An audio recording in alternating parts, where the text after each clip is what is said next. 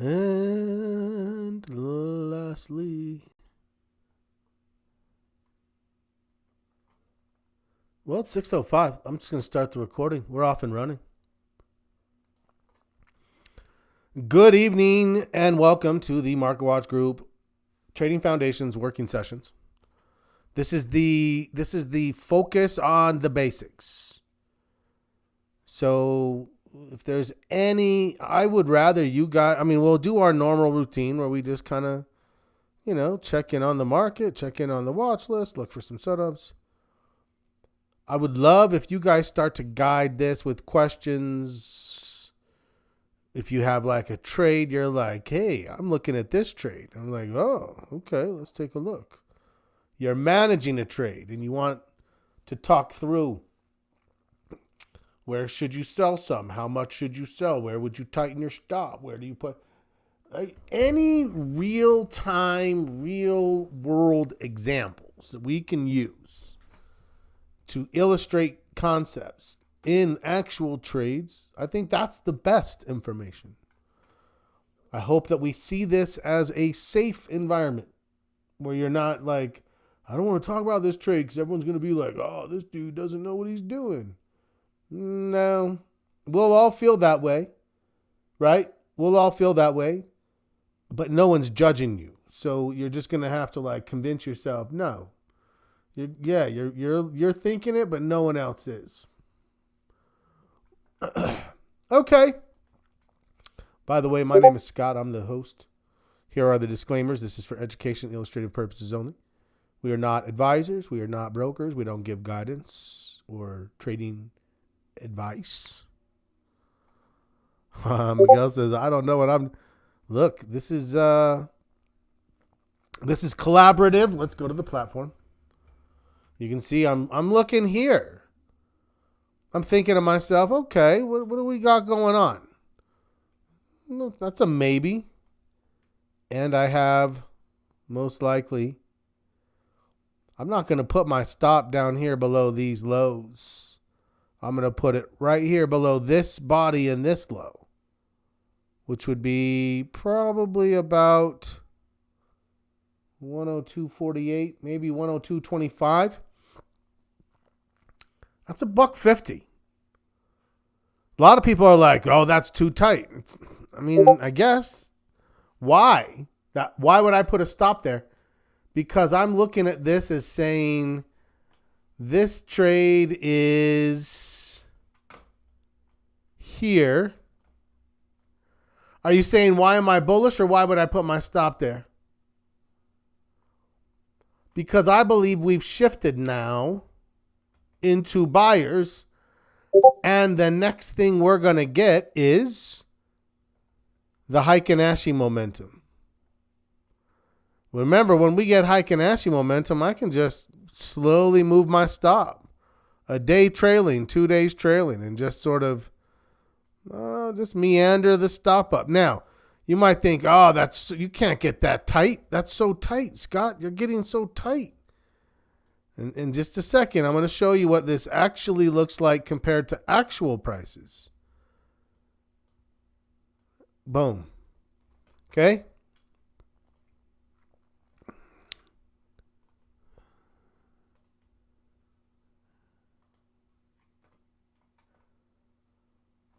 One time,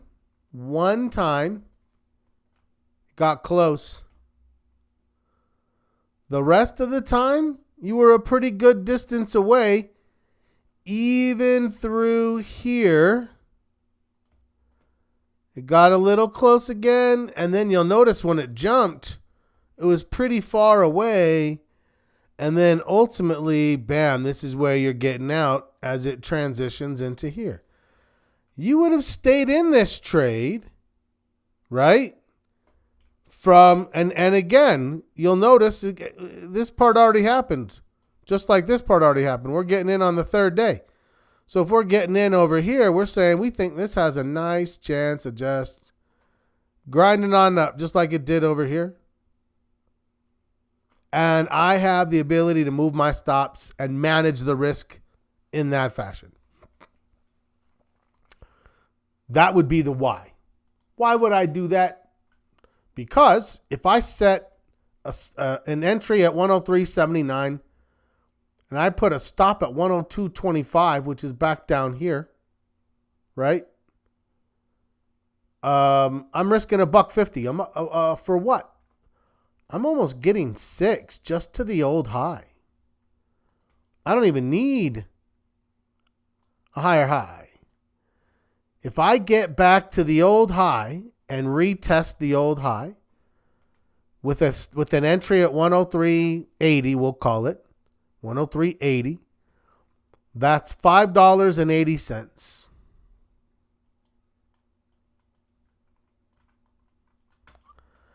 And my risk is $1.50. So that is about a 3.8 to 1-ish, I would say. Does that sound right? That's just a very specific trade. There's no look, if you might say, hey, Scott, I think it could continue higher. I think it could get on up to 112. Great. Then you could take some money at the first target, get a little more. Or you could say, I don't need my stop that close. I'm going to go ahead and start with it down here. Okay. Everyone can make it's different. It's not a lot different. What would that do? That would put our stop down around 101, let's call it 101.79. Now you're taking $2 of risk instead of $1.50. You're still getting almost 3 to 1 at that first target. So you might say, you know what, Scott, there's been a couple of times I'm gonna adhere. I don't even know if this is what Lee is saying or not. I'm just speculating here. But let's say we don't want a hiccup to catch us out of this trade. So we're going to go ahead and go a little lower still. You'll notice that there's no right or wrong. One of them has $1.50 of risk. Well, if I have 6 of risk, 6 of gain and $1.50, that's close to 4 to 1. If I have 2 of risk and a $6 gain, that's 3 to 1. I'm going to lose the same if I'm wrong. So yeah, let's look at it from this perspective. So we're entering around current price, 103.79. We'd maybe give it an extra 20 cents or so up to let's say 104. And then the stop loss is down here at, we'll even go, we'll say 101.50. How about that? 101.50. So now I would want to have expectations that it could get higher. I do. I think it could. I think it has a good chance of making a move like that, which would put it up in this area. So I'm not going to get 3 to 1 here. I'm going to get pretty good though. I mean, what are we getting there? 103.80. $2.30, $5.80 to $2.30. $5.80 to $2.30. Well, let's see what that is. $5.80 to $2.30. 2.5 to 1. 2.5 to 1 here. I would probably just, what did we say? It was 230. Let's just take it on up to 111. 111.30. That's an extra. That would give us 3.5 to 1. Okay. It's a small group. Ask your questions. Express your concerns. Let me know if you think I'm on point. If you think I'm off on, if I'm off on something, or you want a clarification, what is it? You guys get to dictate this. Everyone else will benefit from the recording. So, what am I looking at here? So I'm looking at. Let's map this out. Dan says I'm looking okay. Let's put this here. This is about $2.30 of risk, we said.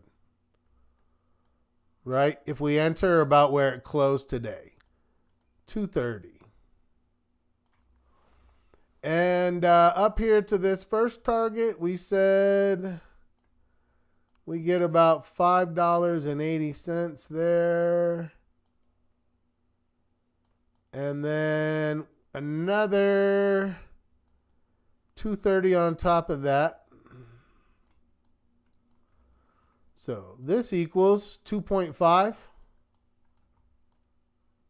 to this one. And this gives us one more on top of that, which makes the total 3.5. Let me map this backwards. Boom. And this is pretty common for us as swing traders, right? What are we trying to determine? Well, we've got like if this goes really the right way, how high can it get? I'm always going to look for a higher high because I'm looking for uptrending stocks. This has been making a series of higher highs.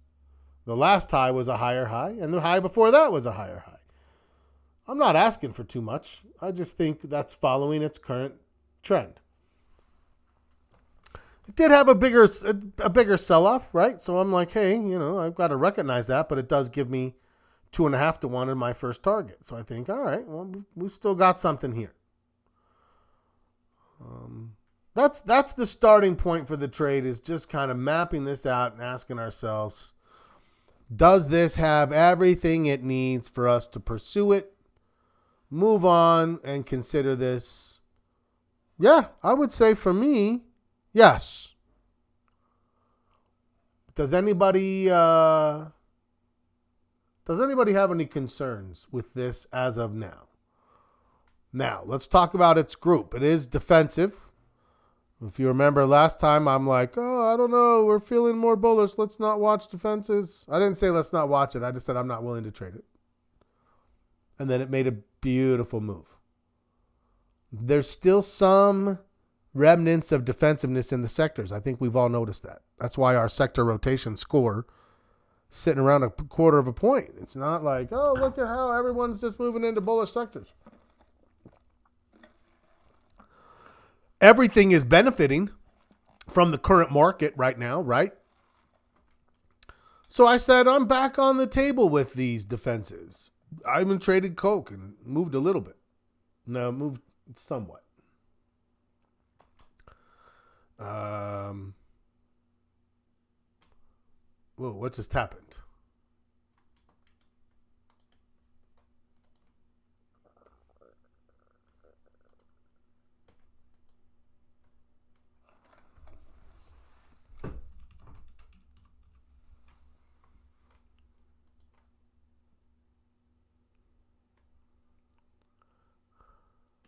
Whoa. Did that just boot everybody out? I don't know what just happened. That just kicked me out. Let me reshare my screen. Okay. Can you guys hear me? I think we lost somebody.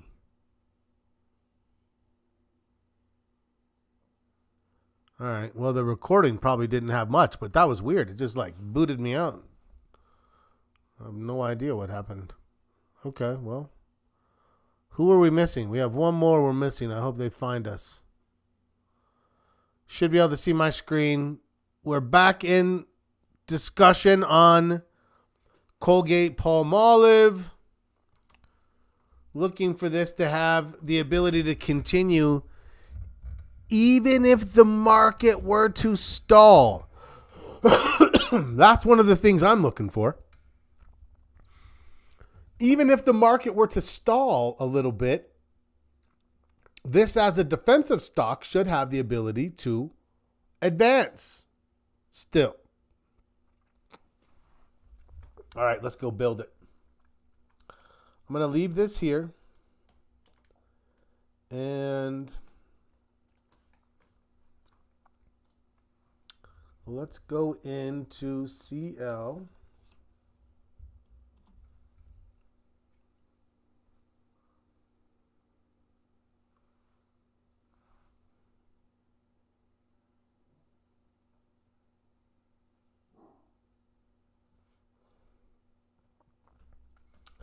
And And what were those numbers? 101.50. There's a stop. I'm going to add another slice. We'll make this one, what was it? 108, 109.50.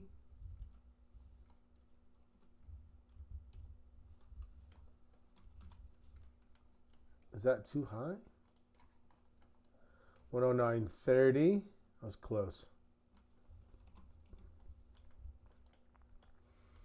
And 112.60. Nope, 111.60. Ah, we got someone else. Okay, good. Sorry, I don't know what happened. It bumped us all. Whoever was that, Telford? Bumped everybody. Okay, now let's reorder these so that we're our main target up here. There's the old high there. There's the entry there. There's the stop there. If I just wanted to like get a sense of this, I could just come in here and based on 100 shares, you can kind of see that's what I'm looking at there. So we said 552 divided by 228. Oh, I was a little high. That's 2.4 to 1. I said 2.5. Oh, that's close. 2.42 versus 2.5. If we look at $782 in gain relative. Gosh, why is that clicking so much? 1, 2, 3 divided by 228. That's a 3.43. So not quite 2.5 and 3.5. But I am at a 2.4. And plus 1 if we got to this level up there. 2.4. Okay. Yeah. There it is. Let's look at a stock trade. Let's go with $250 of risk as a standard level for this trade. If I was doing 100 shares, that's 228. So I would say 110 shares is going to be pretty close to 250. There it is. I'm risking 250. That means I'm buying it for 103.78 and I'm selling it at 101.50 if I'm wrong. And if I do that with 110 shares, I would lose $250. Now, what would my capital be? Well, let's just assume you're going to use some mechanism of leverage. I was going to say some lever of leverage. That doesn't make any sense. So you're going to at least use 2-to-1 buying on margin. So if I buy 110 shares of a $103 stock, and then I only put up this much of my own money, that's $5,700 of investment, $250 of risk to make $860 of gain. Okay. Let's just keep this in mind. Why? Because I want you to see what happens as we look at like an option trade or two. We don't have, I mean, we have plenty of time tonight. So does this feel like an okay thing to do as an exercise? Let me know if you're thinking, Scott, we could probably benefit from something else. And if you are going to do that, just give me that something else. Everyone says we're good. All right. Love it. So now we have a baseline, 110 shares, 250 of risk, 860 of gain, 5,700 of capital, right? These are variables that as we look at options, we can compare. What should be the same? This one, 250. The capital invested clearly is not going to be the same. Clearly it's not. The gain is probably not going to be the same. It might be. the risk. The standard feature here from our risk management says the risk. So if you buy the stock, don't lose more than 250. If you buy the option, don't lose more than 250. That's the objective here. Whatever the trade is, not more than 250. That's what we've established as our position size. Okay, so now we can say, well, what are some other possibilities? Well, with stock, you'll notice here's the date. The date's actually behind. It's not the 19th. It's the 24th. But as I advance this out, what do you notice with our wins and our losses? Nothing. There's no change because we bought the stock. We bought the stock. There's no vega, there's no theta, there's no gamma, there's no change based on time. There's only delta. No matter what happens, as it goes up or down, we gain $110 or lose $110 for every $1 the stock moves up or down. It's that simple. This is pretty easy for us to then quantify. Okay, let's go back. But now we're going to say, well, what about if we were to not want to put $5,700? If I put $5,700 in, I'm only going to get like 4 or 5 trades. That's even trading on margin. Now, as a swing trader, you might feel limited if you can only put 4 or 5 trades on. You might think, I want more. Okay, let's go look at more. So now we're saying we're going to take a little different route. What's the volatility situation look like? The lowest is down here in like 15. We're at like 19. It gets up to like 25. Overall, that's very, very low volatility with a very tight range. Let's just randomly pull something like Tesla.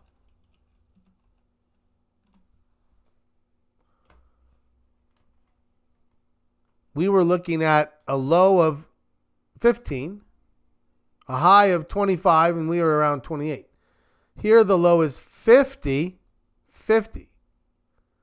The high is 74, and right now we're at 71.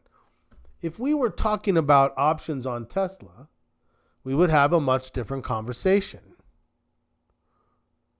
We would be thinking to ourselves, hey, those are kind of expensive options. Like empirically, they're expensive. And right now, that's about as expensive as they get. That's Tesla. That's not what we're trading. We're trading a defensive stock. More stability. What would we expect from the options? Yeah, they're not nearly as expensive. So I feel comfortable buying this option. Right now we have the rest of this week. And then 1, 2, 3 weeks until we get to October's. October 18th is the third Friday. That's the standard. Now, how long do we need? Last time it went from, well, in fact, you know what we could do here? Let's draw it. This should hopefully just kind of show you some of the things you can do. This is what we were really kind of measuring. Yeah. And I can take that and I can duplicate it and I can move it here. Although maybe it's going to not let me.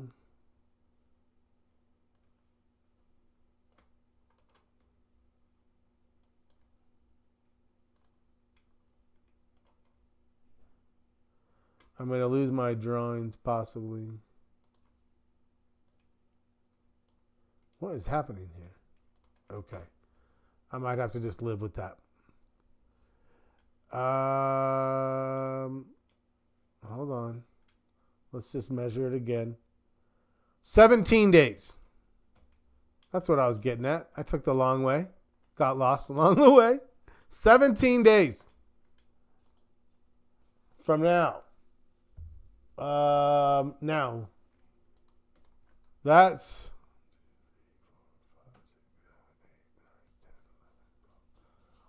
13 trading days, but we have to count more, right? So 17 days. Where would that put us? 1, 2, 3, 4, 5, 6, 7, 8, 9, 10, 11, 12, 13, 14, 15, 16, 17. All right. The longest we would need is the 11th. So we would still have one extra week. One extra week. That's for everything going right. I could live with that, probably.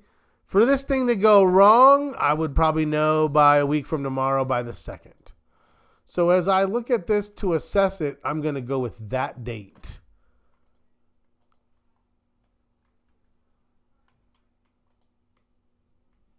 There.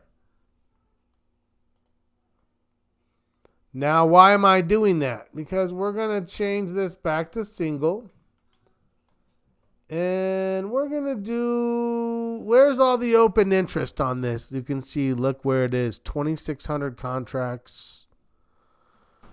Good amount of open interest there. Good amount of potential for this thing to move in the money. So, yeah, I'm going to go ahead and start right there, 105s. Now, I'm going to uncheck. I want you to look down here in the bottom left-hand corner in this green. I'm unchecking the stock trade. Yep.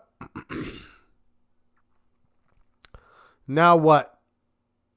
Now I'm going to only have the option isolated. And you can see this is my risk, $920. That's with 10 contracts. So clearly I've got to dial that back until I get where? Close to 250. I can get to 185. Here's where I'm looking. I want you to see this here. I can get to 185 or I can get to 275. So I can be 65 under or 25 over. I like having 3 contracts. I'm going to go there. Right? I'm going to go there. Now, something else I want you to understand. If this is your trade, you're losing almost everything. This trade is 3 contracts at $1.20. 3 contracts at $1.20 right here. Okay? That's $120 a contract 3 times. What's the total cost? $360. What was the cost to do the stock trade? $5,700, and that's applying half margin. Obviously, this has significantly less capital. What's the risk, though? $275. A little bit more risk.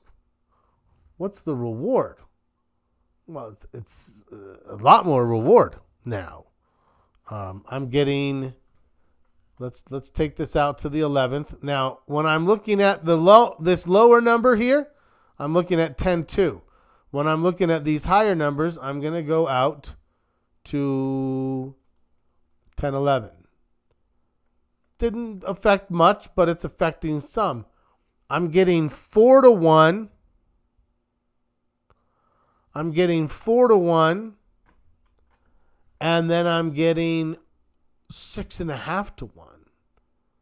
Well, that's better, right? If I get that big target, you can see this trade can really crank at the end. The other trade only makes 3.5-1. This trade makes more than 6-1. Why? Because all of a sudden the option is cranking so hard at the end. So what this tells us is hey, if we're going to take a stab at this, this might be a way to go. I'm all the way out to October 11th here. And I still have an extra week. If I took the extra week, people are like, oh, but that extra week would kill you. Not if you're right. It only kills you if you're in the trade and you're at break even. Then you're going to get killed. If you're right, let me show you why this is. Go to the risk profile. Anything above 107, 108, it doesn't matter if you get there. What day were we looking at? The 11th? Here's the 11th. Anything above this level right here, look at these two lines. They're right on top of each other. It doesn't change. It doesn't matter. It's the difference of $5. If it gets to your target, that's all that matters. You don't have to worry about time. You only have to worry about time if it sits between 102 and 106. Maybe a little bit 107. But once it gets above your targets, time no longer matters. If it drops down here, time no longer matters. Why? Because you can see it just doesn't have an impact. It impacts it at the money or near the money. That's a dynamic of options that make them appealing, right? I think. So what's happening here is we now have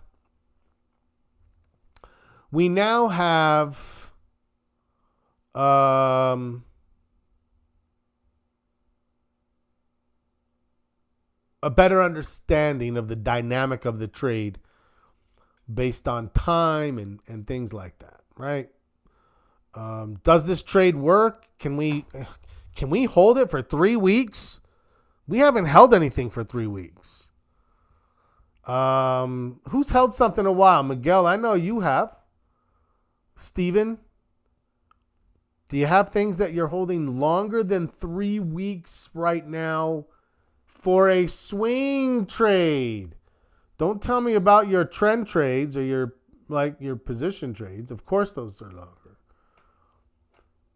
Think about your swing trades. Do you have anything lasting longer than 10 to 14 days? And if so, longer than even 21 days? We have 28 days.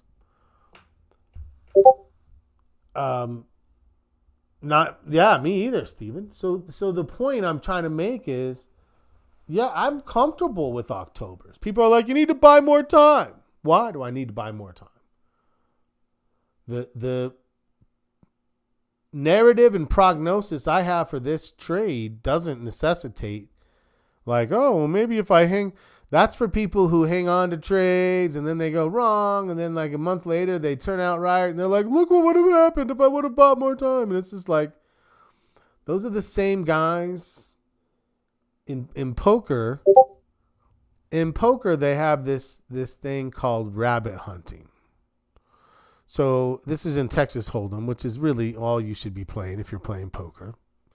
If you're playing like a draw game, stop it and go learn Texas Hold'em and only play that.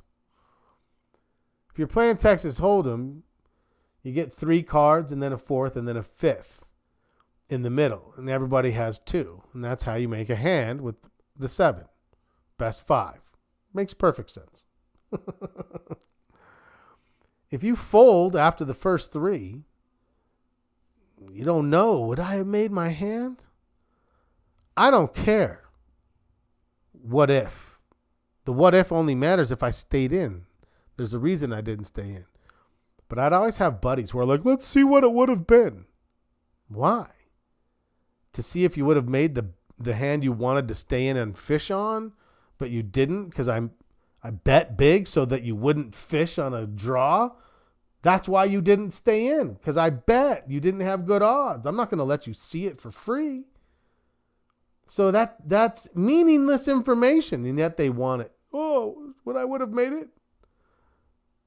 That's kind of like what happens in the market sometimes, where we're like, what would have happened? What if I would have, a month later they look back, what would have, this is like, that's meaningless information.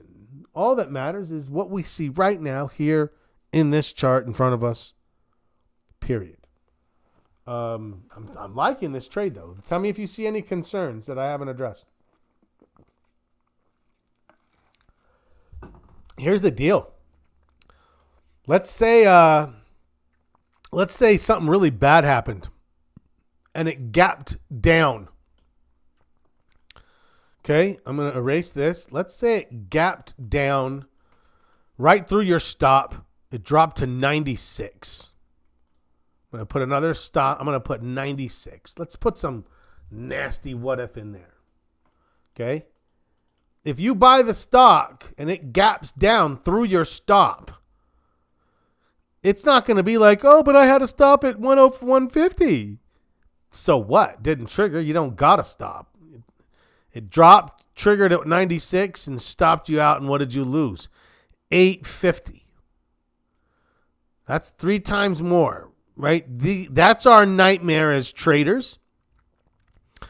Now, I wouldn't stop out. I would pull my stop off and see if it's going to recover and see if I couldn't get back out at like 98. But that's neither here nor there. Let's just say that's what happened. Okay. What did you lose? 850. Are we better or worse with that option? Well, let's go see. What did we lose there? 360. I can't lose more than 360, no matter what. Right? They could come out and they could be like, it turns out that somehow Colgate-Palmolive is both a combination of Russian and Chinese spies that have been spying on America and feeding them back and all that. And everyone's like, oh, sell it, get out of it. Doesn't matter what happens. You can't lose more than you put into the trade with an option. 360. 360. And there it is. Yeah. What I think about a spread, I don't think I need to. I think that everything works out the way it's supposed to here. I'm actually going to delete this slice. And let's actually add these slices to the chart. So if you look, you see what I'm doing here. I'm on this menu. How many of you are on Thinkorswim, by the way? And if you're not on it a little, do you at least have access? If you don't have access, why not? Go get it. But you click on this little menu here and you say, let's put the slices to the charts, and you come over here. I only need this one right here, and I click that. And then bada boom, bada bing. There's some old slices in here from old trades. Let me remove that drawing. Remove this drawing. Okay, you know what? Let's just remove the old drawings that are older than 7 days.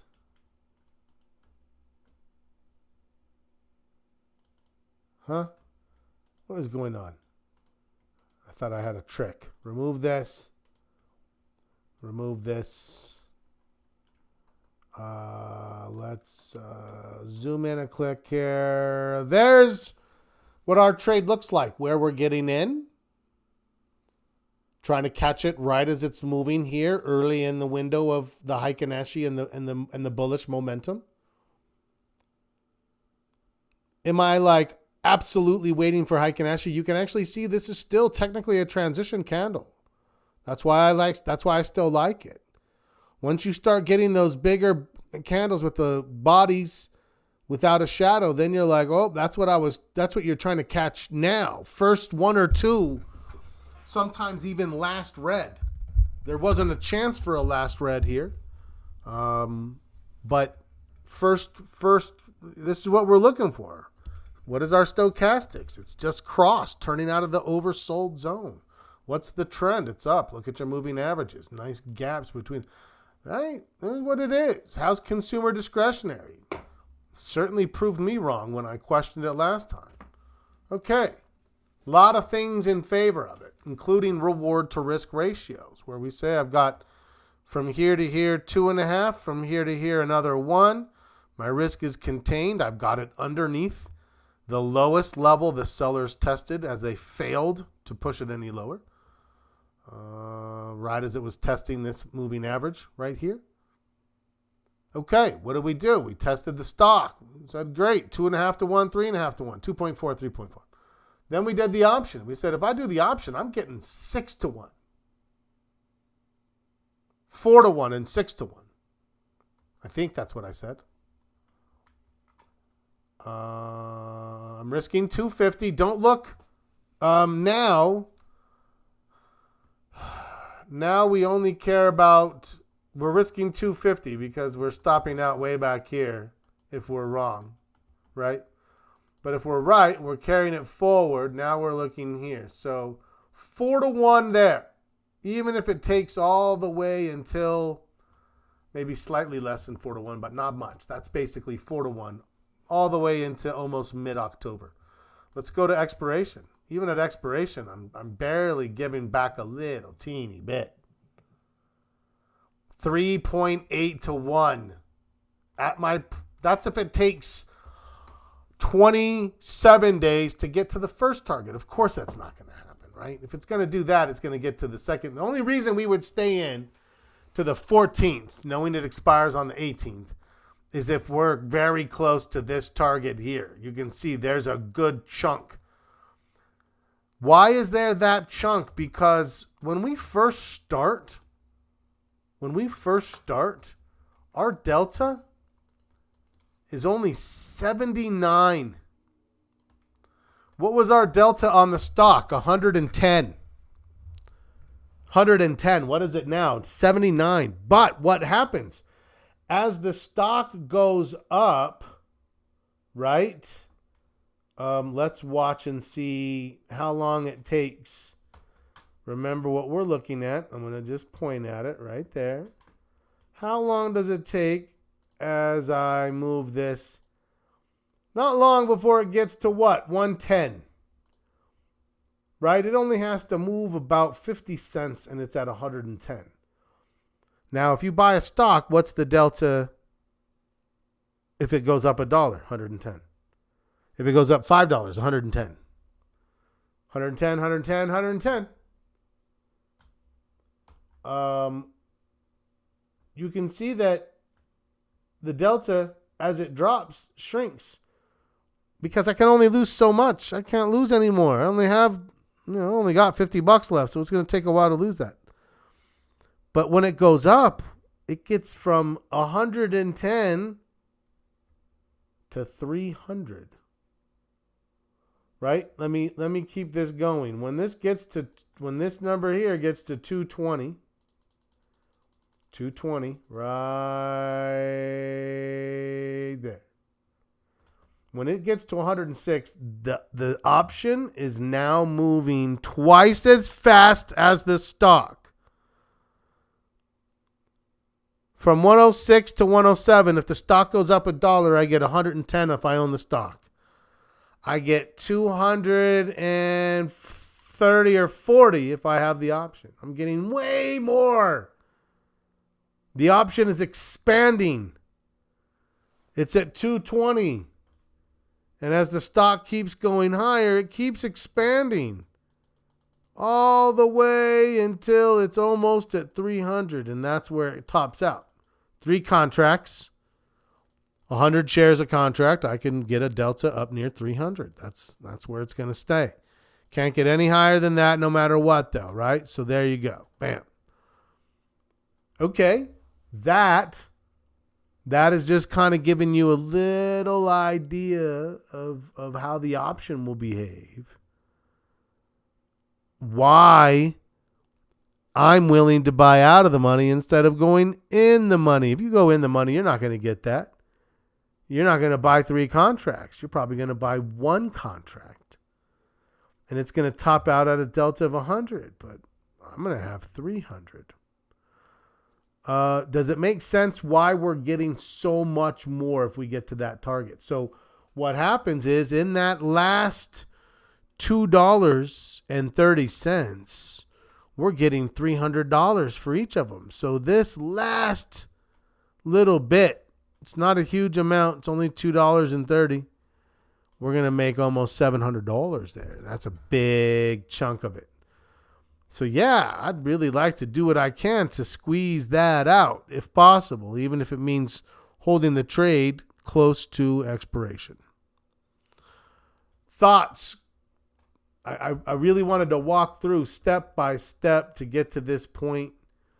We've been going for a while. I'm 5 minutes over our needing to take an intermission. So I want you to, we're going to take 6. We're going to take 6 minutes here. Process it, digest it, play with it, build it on your paper account. Build it on your live account. Make sure you're seeing what I'm seeing. Make sure you can get these slices in place and locked in. Make sure, right? Do all of that. When we come back, we have 35 minutes to make sure we're going to build this into an alert.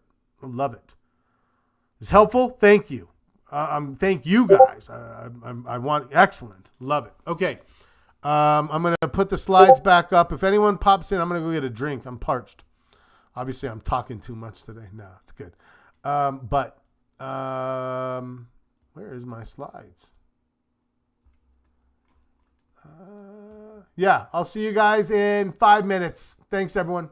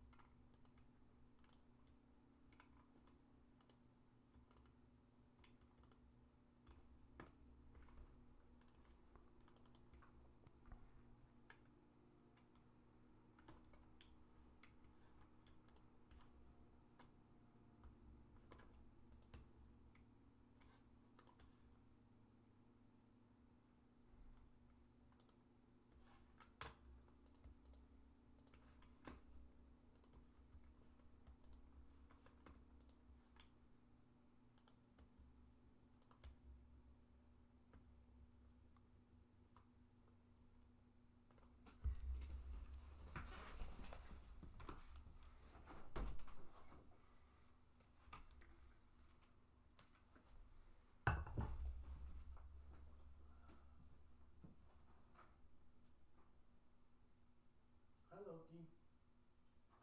What's she doing? He's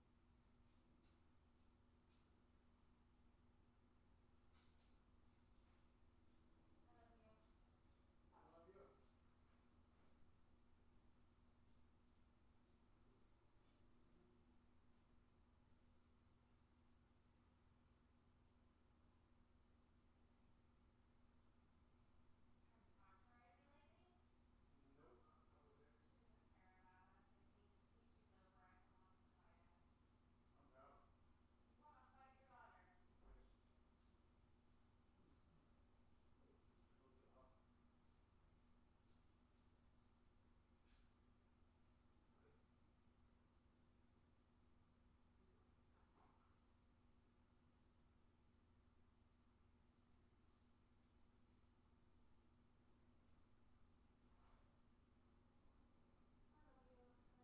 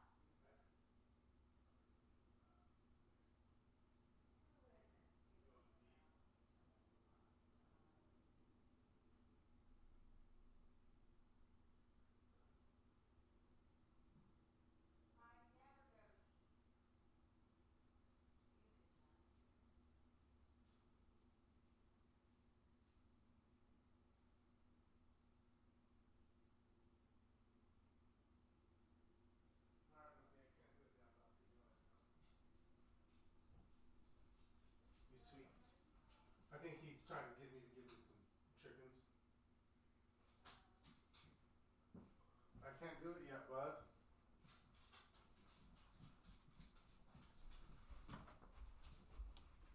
Mm-hmm.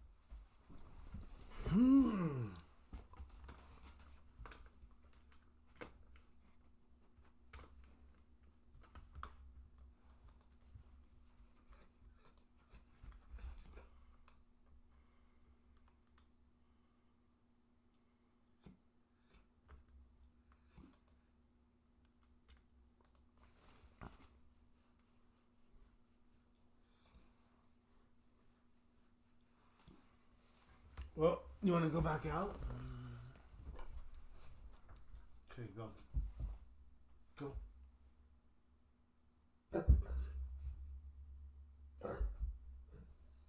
I can't play with you right now. Oh, you're a good boy. Okay, where's Mom?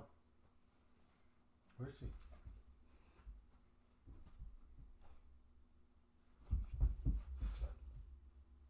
What are you tweaking for, buddy?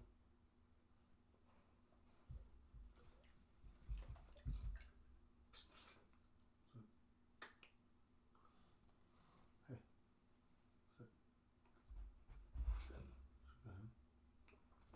Oh, that's a big fucking shake, bro. Jesus Christ. It's like you wanted to rip my arm off when you were shaking my hand.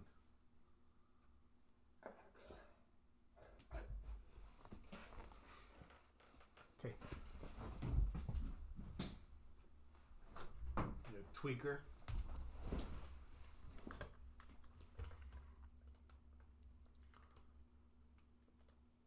All right, back. Back. I hope everyone got a chance to stretch your legs. Get a drink.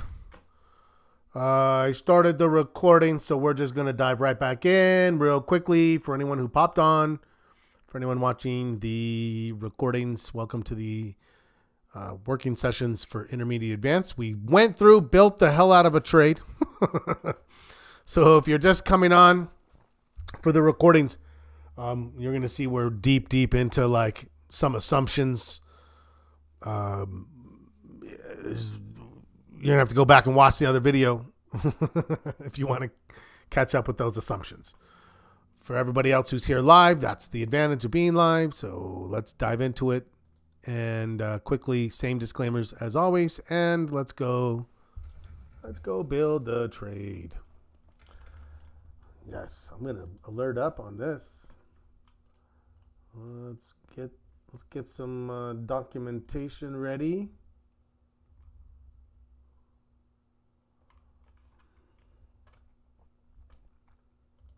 And I'm gonna make this. Let's go.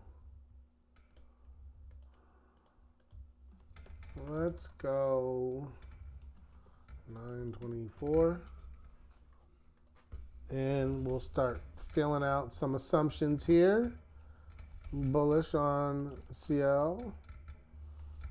Entry range. We said we're going to give it, I believe we said 104, which is a little bit above current price. Not more than like 25 cents though, right? And as long as it's not too far below, so 104, maybe 104.25. What do you guys think? 104.25 as the top end of this. And ideally, we're catching it. Maybe let's give it down to like this. 103.25, so 50 above, 50 below. Good dollar range around the current level. Let me know what you think about that. 103.25. Did we get any new folk that I didn't have a chance to say hello to? Gray Lynn came. Hi, Gray Lynn. Bob Rowland is here. Always good to see Bob Rowland. Bob is here. Love it. Great to see you, amazing people. Of course. The range of the stop. I think you could go tighter than we went. I think we're close to the bottom of the range. As I said, I think an argument could easily be made to put this stop. Where would we put that stop? I'd say as close as this. 102. Let's call it 102.29, which is a $1.50 below. 102.29.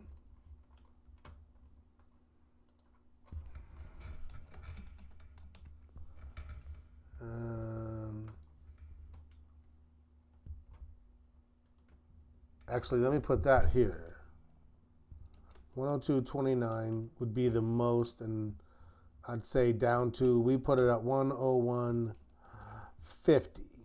Yeah, 101.50.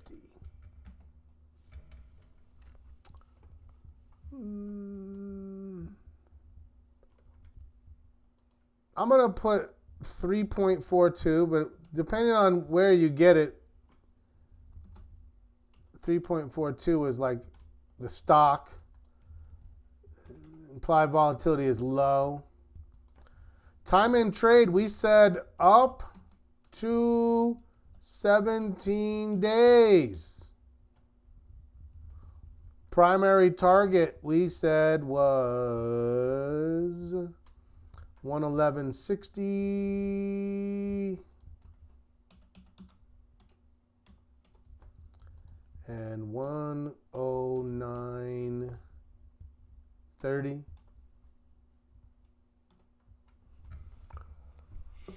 There it is. Good. Good. Optimism is important. Having a good time is important. Feeling like you're with your tribe, right? That's important. Super important. Okay. Let me go back. Volatility assessment, we said, was low. Low. Actually, I'm going to make that a different. We already said low. Our volatility assessment is cheap options. We like to buy cheap options. Therefore, we are thinking about long calls. Expiration month, I am still thinking standard October's in 24. And we are thinking the 105 strike. What did they end up costing? They were about $1.20. And with $1.20, the risk per contract, it's about 100 and... Nope, that's too much. We said about...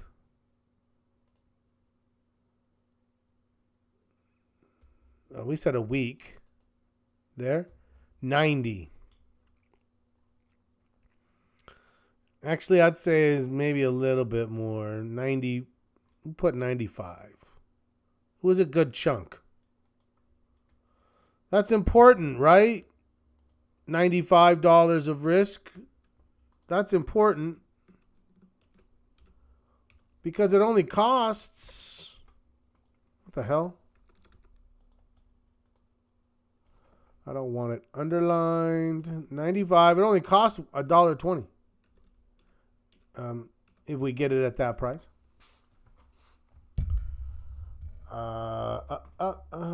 But yeah, that feels okay to me.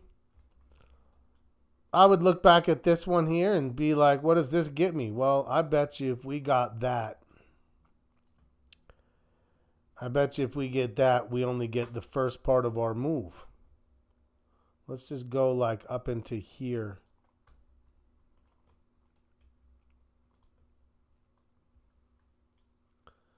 What if that's all we got? Bam. Where does that put us? 109.50. That hits our take profit target.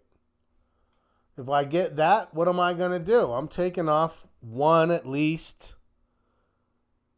Tightening the stop on. Now, if the market has shifted by then and we see like a deterioration in the market, I'll take 2 off at the target. But if the market still looks fundamentally strong, I'll take 1 off, tighten up the stop, keep pushing, put start trailing the stop behind it, and then see if I can't squeeze that. Remember that for those, now it's 700 for 3 contracts. So it's about 490 for 2. Booking a gain and then holding those last 2 contracts will make $500. That's an extra 2 to 1 on your money from your initial risk. I'm going to push. I want that. I want to push for that.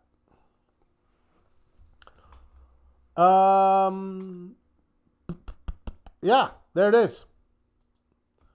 Any questions about any aspect of this entire process or trade?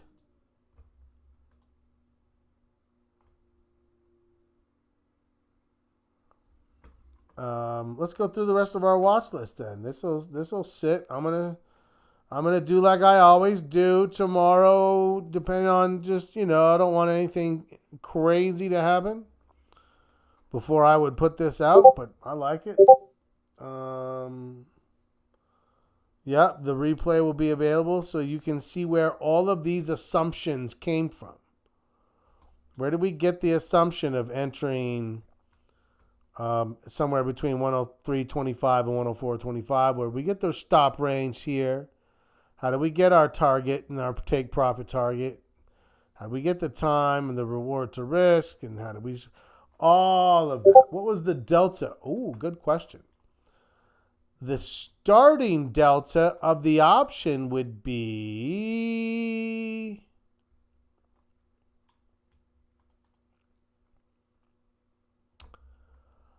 well,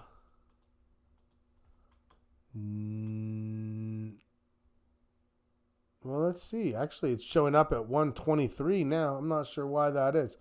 Delta of the stock, 110. Delta of the option actually is showing up at 120 right now. Interestingly. Maybe that delta will shrink as I go out in time.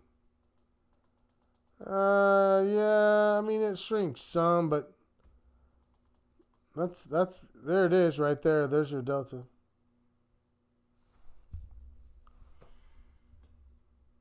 Okay. Well, let's go gandering. Let's take a gander.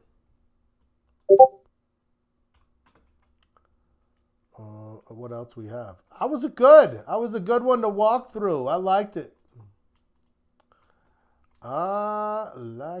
Whether or not you decide to take the trade doesn't matter, right? Like, it's no matter what you're doing, those are the types of considerations. Those are your variables. Where's your stop? Where's your entry? And why? Do you have a couple of targets? Where? Why? Right? Like, it's just organizing your thought process and the trade. Why don't you sell a higher call and create a spread with it? I mean, you certainly could, right? So if you wanted to look and see what a out-of-the-money bull call spread would be. Now, here's the deal. You're not getting a lot of, you're going to sacrifice delta. So you have to understand why. Why am I sacrificing delta, right? So let's go put on a vertical. We'll keep it the same month, 105, and I'm selling the 110. We don't think it's going to get there, 110, right? Or we think it's going to get close to that, but not too much past that. Okay. So here is what it would look like. I'd have to bring down the number of contracts.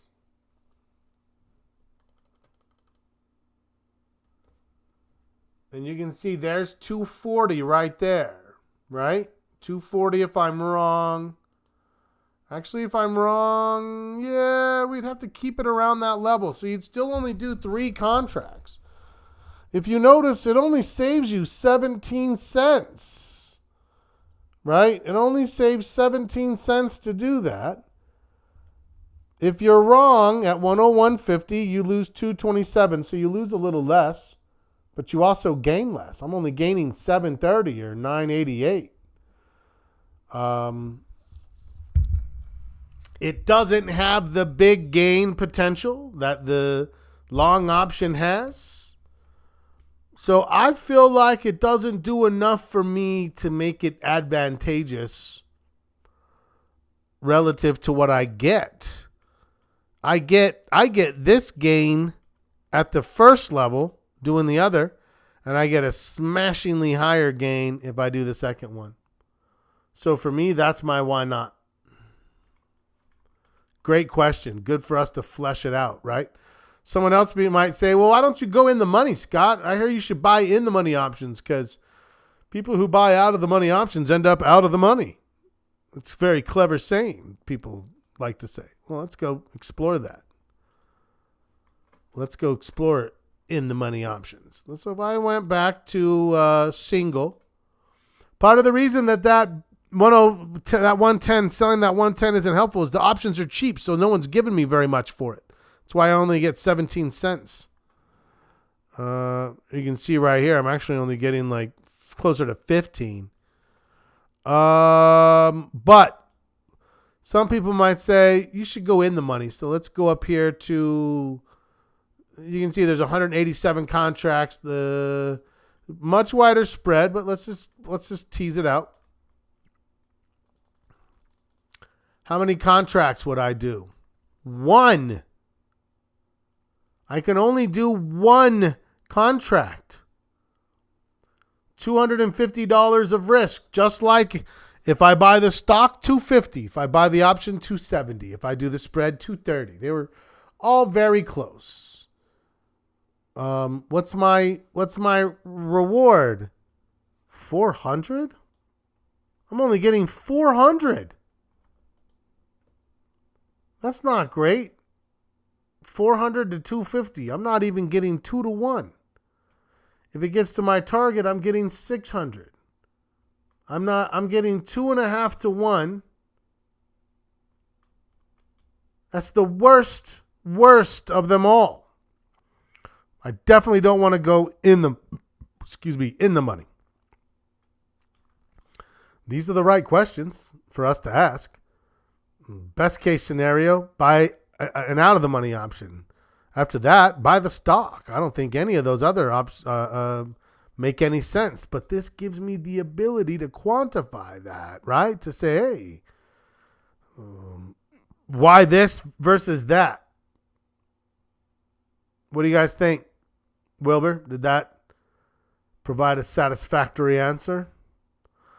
If our volatility was 40 or 50% on the IV, if the implied volatility was like between 15 and 30 and it was closer to 30, that what if would have a whole different outcome because we'd be able to get a lot more premium for selling that out of the money option. And we'd be like, oh, you're right. That's attractive.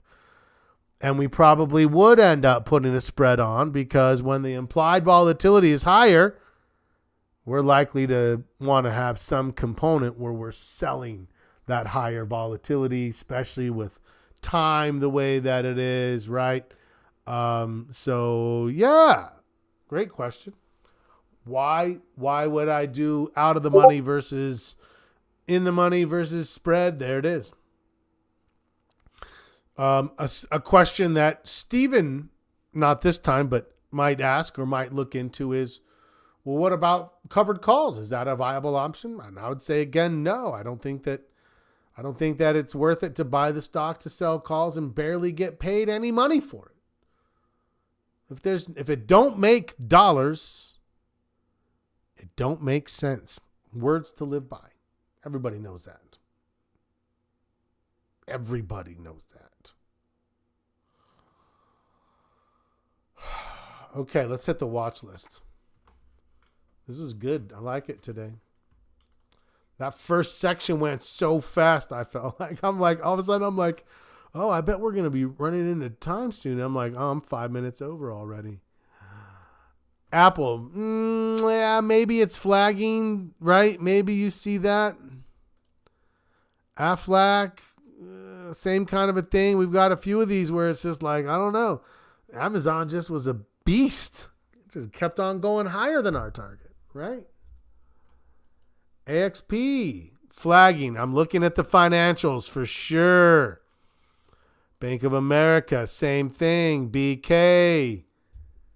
All of these, I'm starting to think there's some momentum, some higher highs. They're starting to pull back. Okay, let's be ready. BLDR. Industrials. Very similar, right? Very similar.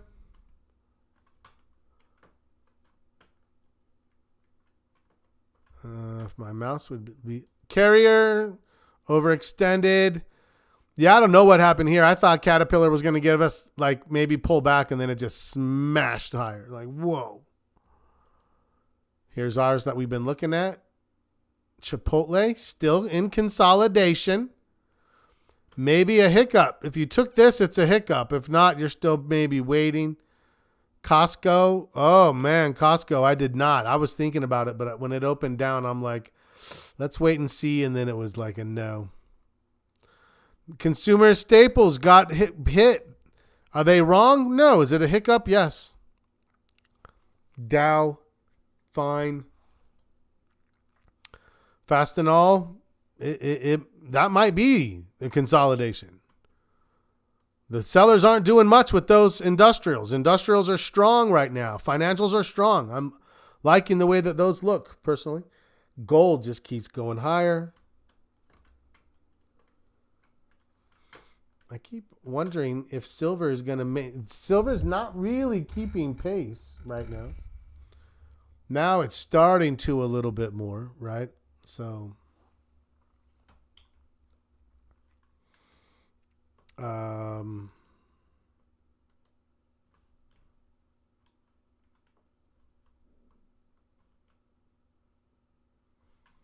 okay.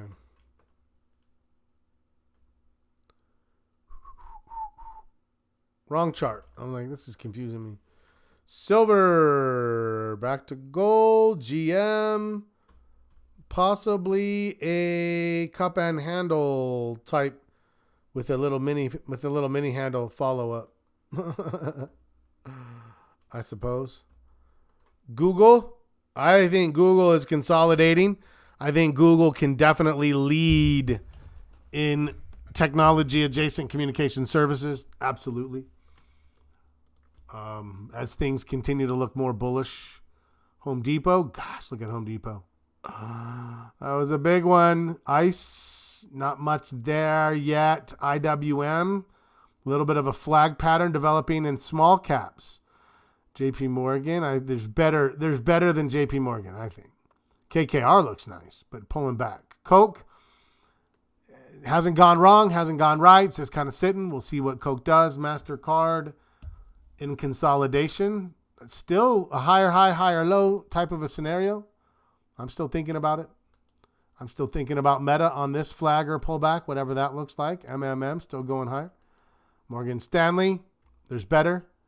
Microsoft looks close. I will trade Microsoft as a leader in technology, moving us to better spaces. I'm out. I don't know about anybody else. Booked a gain, called it a day. Looking for another opportunity.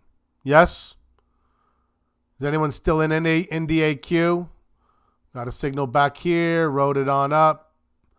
Actually took some of it at the old high and then didn't get through it. Took the rest. Be thinking about it. Remember the original target.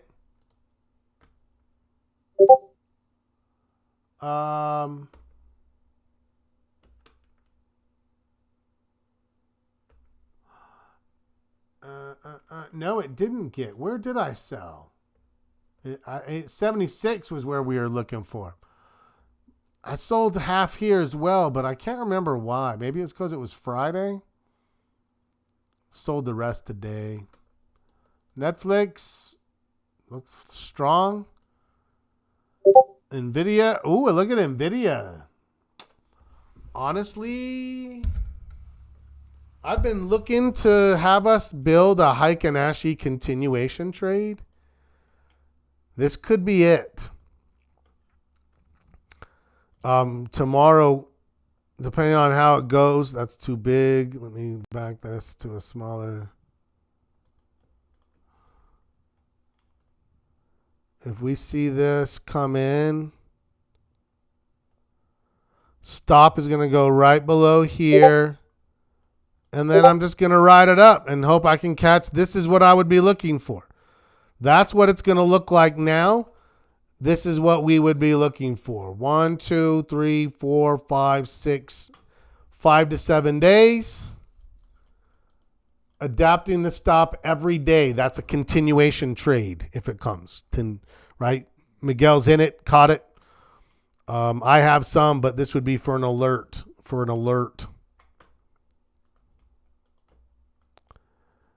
PG or PGR, maybe on a pullback. PLTR. I'm looking for it to actually do a consolidation this time. Qs are holding up. RKT holding up. RTX, there's better. SPY was somewhat bullish today. I'm not a Tesla fan, but it's moving a little bit higher high. TSM catching some. Definitely trading on the pullback. Look at UMP. You dirty, dirty bird. Well, if anyone happened to stay in it, then at least hopefully you're getting back in. I hope not, but USB flagging. I'm thinking about that. The dollar staying low. The VIX pushing lower still. Getting closer and closer to this level back here, which would be nice. Walmart, tradable. Did anyone take it? Let me know. Let's take a quick peek at the XLs. XLB, there's strength in materials, strength in communication services, but need a pullback. Energy staying kind of low. Financials look good, but it's pulling back. Industrials looks good, but needs a pullback. Technology, I like it. I think we have broad-based. I'm still shocked that we have yet to see more bullishness showing up in our sector rotation. I don't know why utilities and staples are staying as strong as they are. It's weird. Am I wrong? I'm not wrong. It's weird. It's weird. Look at the staples. It looks ready to trade. That's why we like what we like.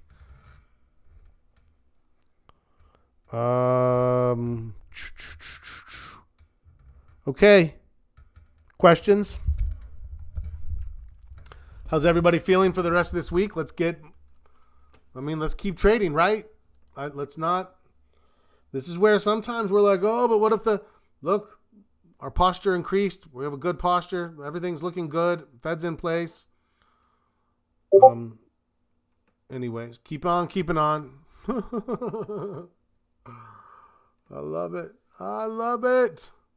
Okay, let's talk about the schedule then. And if any questions come up, I'll answer them. Don't force trades. Oh, I love that. That's 100% good guidance. Good reminder to us all. Right? Don't force trades. One of the ways we look at that is don't overtrade, right? As a corollary. And remember, people would always ask me, well, how do I know if I'm overtrading? And my definition is simple. If you don't know that you're definitely not overtrading, you probably are. Meaning I need to have a very clear definition of like how many I should have and why I have that and why I don't want more than that. Because more than that would be overtrading. If I have that definition and I can say I'm not there, then I'm not overtrading. Love it. That's a nice little sweet ending to the conversation today. A little cherry on top. Tomorrow morning I'll be here. You'll be here, all of you, of course, at 9:15 a.m. Eastern for our midweek check-in. We'll look at our posture score. Obviously, it's holding up. We'll look at how everything's going. Everything's still holding up. All the naysayers, all the doom and gloomers, all the fear mongerers, just continue to sit and watch as the bulls make money. So I'll be there. We'll go until the top of the hour, and then Glenn will be here for the last hour of the day for some chat. So you'll have good coverage to hang out, chat with each other, chat with us. Good session indeed, Dan. I agree. I liked it. hopefully we bear some fruit with some trading from it. So we'll look for that. But a good chat. I liked how we hit it today. Sometimes I feel like I call it a beginner and then I just like shoot into things where I'm like, let's make sure we cover everything again a few times. You guys have a great rest of your night. It's good to see everybody. I appreciate you coming out, hanging out with me. And I'll see you soon. As always, happy trading.